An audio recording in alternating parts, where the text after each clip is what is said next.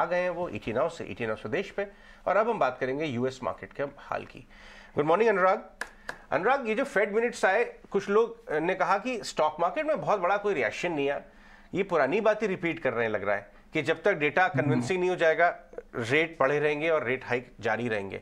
लेकिन bond market में US 10 year, US 2 year, even dollar index तो बड़ा मजबूत हो रही है, ये क्या रीड कर रही है आपके हिसाब से? सो अजय, बॉन्ड मार्केट ने तो जल्दी रीड कर लिया था, and I think equity market को ही कैचअप करने में थोड़ा समय लगा। आई थिंक वो पिछले 2-3 दिनों में कर रहा है। आई थिंक पिछली हमारी जो बात हुई थी उस समय यही था कि I think market was still in like 4100 range और समथिंग, कि अब यहाँ से शायद ऊपर जाएगा कि कहीं, बट आई थिंक मेरा व्यू यही था कि अब इसको वापस आना है और वो सफर तय करना है नीचे का। तो अजय देखिए, FOMC मिनट्स में तो कुछ आया नहीं और अल्टीमेटली आएगा भी नहीं, क्योंकि अच्छा, अब देखिए पिछला जब उन्होंने मिनट्स दिए उसके बाद से वो जॉल्ट्स रिपोर्ट आ गई जिसमें वो 517 के जॉब्स ऐड हो गए हैं जनवरी में। वो अभी तक दुनिया समझने की कोशिश करी कि वो कहाँ से आए जॉब्स, कहाँ से आए तो ठीक है, बट यू नो हाउ ये जगलरी हुई कैसे जब 200 एक्सपेक्ट किए जा रहे थे 200 के। रिटेल सेल्स डेटा आ गया है, 3% बढ़ गया है सेल्स, जबकि पिछले 2 साल में 22% की ग्रोथ ऑलरेडी हो चुकी थी। At the back of that 3% और बढ़ गया है। उसके बाद हॉट CPI नंबर आया है और PPI 0.7% बढ़ा है मंथ ऑन मंथ। तो टोटल मिला के और हाउसिंग मार्केट में activity on the ground, Ajay, I can tell you कि वो हीटअप हो गई है। और तो आई थिंक वाइल हम डेटा को एक लैग से देखते हैं, अजय, थोड़ा ऑब्जर्वेशन हमें यहाँ ऑन द ग्राउंड भी रखनी पड़ेगी। एक छोटा 2 एग्जांपल दूं अगर आप कहें तो इसमें, क्योंकि बाकी चर्चा तो हम हमेशा करते हैं। तो देखिए 2 रिजल्ट्स आए, वॉलमार्ट का और होम डिपो का।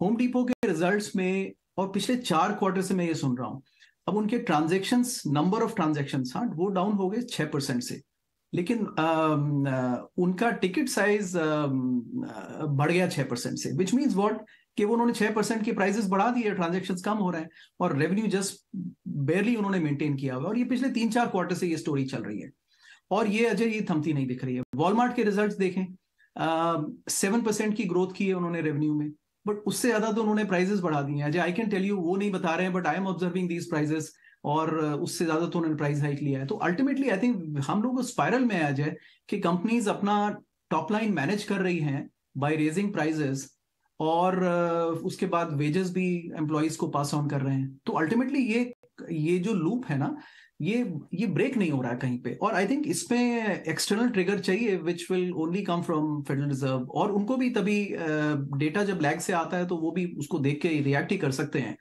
बट अगर ग्राउंड पे उनकी पकड़ हो तो वो भी अब ये पाएंगे कि जनवरी में और एक्टिविटी हीटअप हो गई है अजय। तो I think 50 basis point I would have supported, but अब तो चलो 25 पकड़ लिया उन्होंने तो शायद उस पर चलें, बट ये अभी थम नहीं रहा है Ajay. Be very sure, inflation is very much there, और उसमें मुझे उसमें कोई स्लो डाउन होता दिख नहीं रहा है। रादर अभी बीच में मार्केट चला था तो मेरे जैसे लोग तो बिल्कुल आउटसाइड में रह गए थे कि यार ये कौन सा लाइन पकड़ ली है। अब थैंकफुली अब वापस आ गए हैं लोग। मॉर्निंग अनुराग, चिंता तो दिख रही है। अब ऐसे में एक और बात मॉर्गन स्टैनली की भी याद आ जाती है, जो उन्होंने प्रिडिक्ट की थी कि first half of the year में यूएस मार्केट्स स्पेशली S&P पर वो 26% तक का यहाँ से पॉसिबल डाउनसाइड देख रहे थे। अब यहाँ से कितना और डाउनसाइड लगता है, क्या अभी यहाँ पर असेस करना एक पॉसिबल है? करेक्ट, हाँ। तो प्रियंका बहुत अच्छा आपने देखिए, माइक विल्सन उनके एनालिस्ट हैं, और I think if I and there are 2-3 analyst हैं जिनसे वो जब बात करते हैं मुझे ऐसा लगता है कि मेरी बात पूरी कर दी उन्होंने, और या फिर it's kind of I take it like यार वही बात तो उनसे माइंड मैच करता है थोड़ा। आई थिंक उनका कंसिस्टेंटली व्यू ये रहा है कि ये 3000 को हम टच कर सकते हैं, 3200 टच कर सकते हैं। आई थिंक मेरा सेंस भी वही कहता है कि ये खत्म नहीं हुआ है। और देखिए इस पे क्लियर एस्टिमेट है, अगर आप S&P की अर्निंग्स लगाएं FY24 के लिए 220, 210 डिपेंड्स ऑन एस्टिमेट, किस एनालिस्ट से बात करते हैं, और उस पर 15x का मल्टीपल लगाएं तो वो आपको 3200 के रेंज पे ले जाता है। और कहीं पे आई थिंक वो कंसिस्टेंटली ये भी होल्ड कर रहे हैं कि ये ऐसे थमेगा नहीं। हालांकि others JP Morgan and bank of America ये वेरी कर सकते हैं, बट अल्टीमेटली प्रियंका मैं ये कहना चाहता हूं कि देखिए कि ये एनालिस्ट के व्यूज आते रहते हैं, बट आई थिंक मैंने जो सीखा है प्रियंका वो ये सीखा है कि आप खुद डेटा को देखें।